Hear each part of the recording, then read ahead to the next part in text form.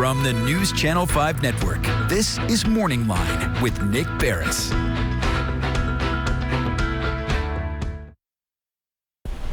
Good morning, everyone. Thanks for joining us on Morning Line. Nick Barris with you here on a Wednesday. And this morning, we have, as always, a great guest, someone who was scheduled for this morning. And I have to be honest with you, depending on the topic that would have been scheduled for today, it's very likely that guest might have been canceled because of what happened in Texas, the elementary school shooting there yesterday that claimed the lives of 19 elementary school children and counting, along with 2 adults, and it's something we're going to be talking about. But the guest who is scheduled for today is someone I think uniquely qualified to talk about these types of issues and what can be done to try to prevent this from happening. And of course, that's our monthly visit with Davidson County Sheriff Daron Hall. It's good to have you on, sir. Appreciate it.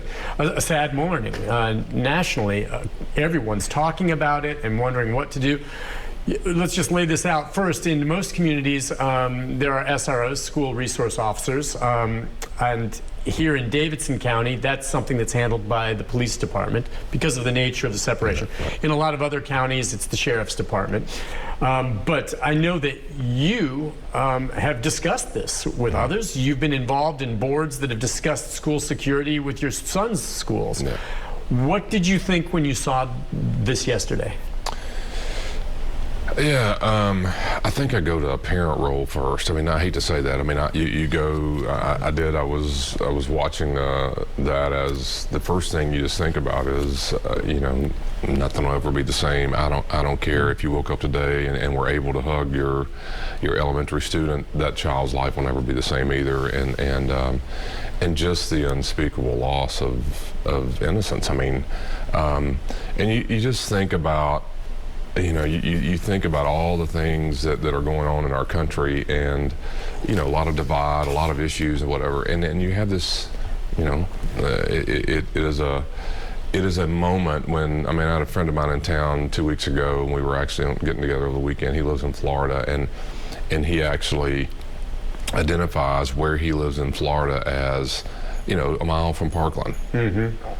And Parkland isn't something popular or famous, or it's not something good. It's an event that occurred, I forgot how many years ago now, in Florida, where kids were just like this. And I just thought about how that event shapes how he identifies where he lives, which sounds insignificant, except such a horrific event. And now here we are in a, and I heard different stories, don't know how factual all this is, but they may have even been having a version of a graduation of this elementary school. It was Thursday or Wednesday. Yeah, Thursday, school was about to be out, right? So much to look forward to the summer, so many, and I just don't, there's going to be stories come out, I'm sure, about some motive and some issues, but historically, a lot of the shootings in schools, we did a lot of research several years ago on this, just trying to prepare. I was on the board of a private school here where my sons both had gone, and we spent a year or so really studying and how to secure the campus and how to make the families and the students, obviously protected. And there's some interesting things to remember, and it doesn't fit every case, but one thing that I do think schools have gotten a lot better at than when I went to school is there's a central arriving point and exit point. I don't know about you, wherever you go. I speak to kids in Nashville and public school. Buzz yourself in. Right. You hit the button. They're supposed to be locked. That's why we haven't heard yet exactly how this shooter got into this school. And maybe it's come out this morning. Yeah. Somehow he made his way in. But yeah, these days most schools, especially elementary schools, are secure.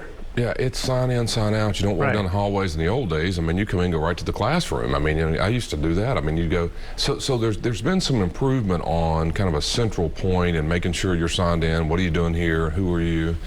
And there's a lot of even security on the campus of schools, elementary all the way through high schools, has improved dramatically from, in my lifetime.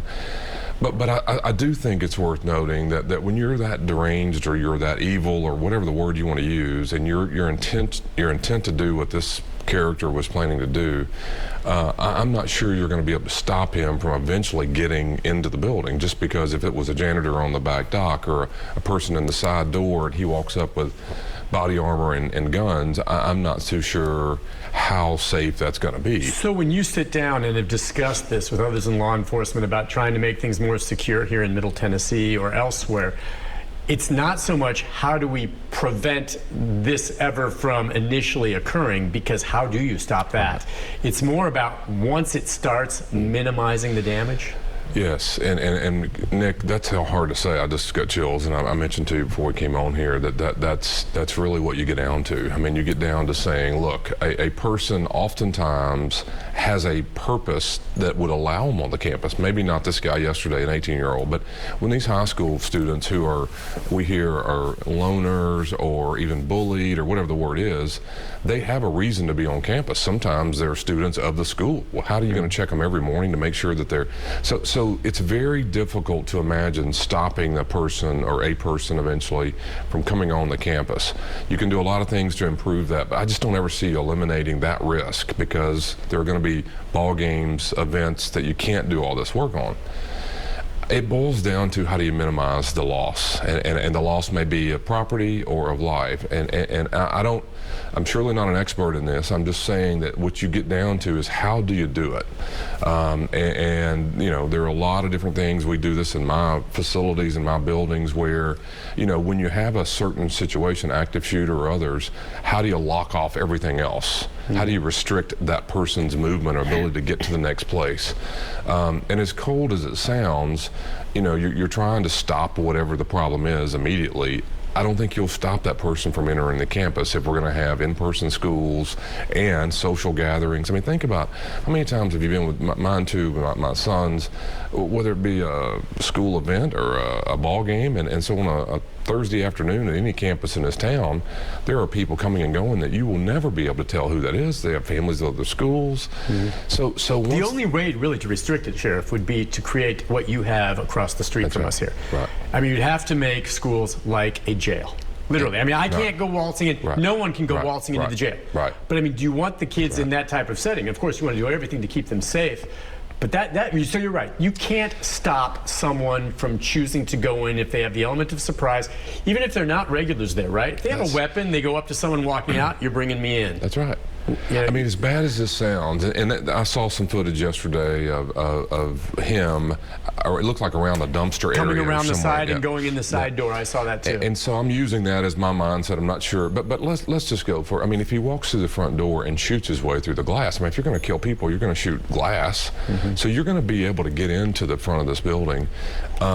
And so I heard this too, is very true. The response time of any law enforcement organization in any part of this country is going to be minutes. I mean, there's not seconds, right? It's minutes just to park, you know, jump out of the car and run in. So, and these things don't last long. I mean, that's one thing you have to remember. It doesn't take long to do what he did. It does not take long. Right. And so, especially with the weaponry and this stuff that's going on. So you're talking about, you know, I don't care how many more police or law enforcement you hire out in the streets, and the response to that scene, unless you're on the scene, is still going to cause loss of life. I mean, if a person has ammunition and guns, it doesn't take long to do that. You're talking about seconds, not even minutes. Okay, well, and you have to figure, of course, this certainly, sadly, was not the first school shooting. And you go back, you mentioned Parkland, you go to Sandy Hook, you go all the way back to Columbine. After every one of these horrible incidents, it's always, all right, how do we make schools more secure? How do we, and steps have been taken, right? But that is not going to stop it across the board. We can have more SROs, we can have quicker response, we can lock down the schools, but still there's going to be individuals getting in there. So, okay, you are someone, I think, in Davidson County and the jail here who has a strong feeling about mental illness, about getting help. I think you have some questions about types of weapons that are available. So you do what you can at the schools, but then there's the larger umbrella picture that politicians will be talking about. Everything from some are going to say, well, do there need to be more restrictions on certain types of weapons? Others are going to say, no, Second Amendment, we stick with that. Others are going to say, how can we take action on red flags? I'll be real curious to see, as we learn more about this shooter, were there flags there? We haven't heard anything about his parents at this point. We don't know if he had evaluations or, you know, things like this that should have hinted that no one took action on. Yeah, I mean, I probably get all kind of people mad today, but I just... anyone to sit here and argue that an 18-year-old on his birthday can go by what I understand was assault weapons or AR-15 style weapons on your 18th birthday. You can't even buy beer. And I just don't, I think, by the way, I don't believe what I just said would have prevented this. If you're that different, you can get your hands on anything you want to in this town. You and I can walk 2 blocks from this building and buy virtually any kind of weapon we want. So I'm not arguing that would have stopped it, right? I mean, there are kids today who are 15 using drugs that you're not supposed to, or drinking and drugs until you're an adult, right? You can do things illegally if you're illegally minded or criminally minded. So I'm not arguing that would stop someone from doing this event.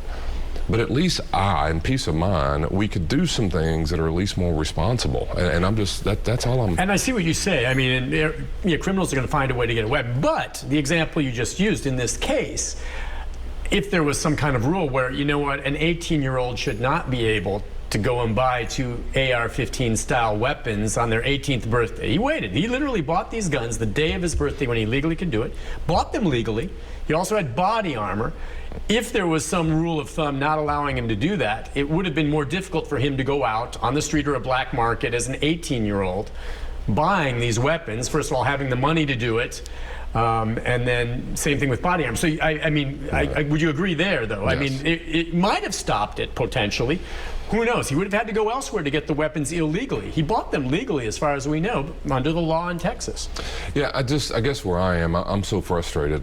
I don't understand why we have assault weapons anyway, period, that you can fire away at me if that's what you think we need, that, to, I guess, dear or more resistant to regular weapons. I don't know. We have to have assault weapons in our country. It makes no sense to me for anybody. I don't really, it doesn't make sense. It doesn't fit the Second Amendment to me. It doesn't fit the sport hunting model. I don't even know. But my whole point is, and I agree with this side of the argument, that people who are going to violate the law, i.e. when you're killing people, you don't really care what the law is.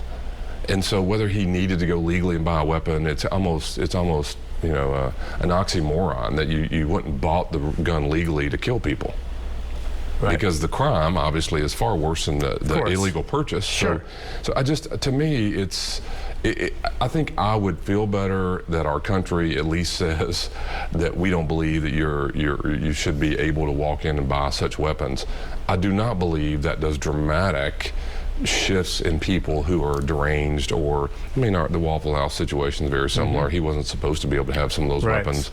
So I just don't sleep at night that if we could put laws in the books, we're going to fix a lot of this.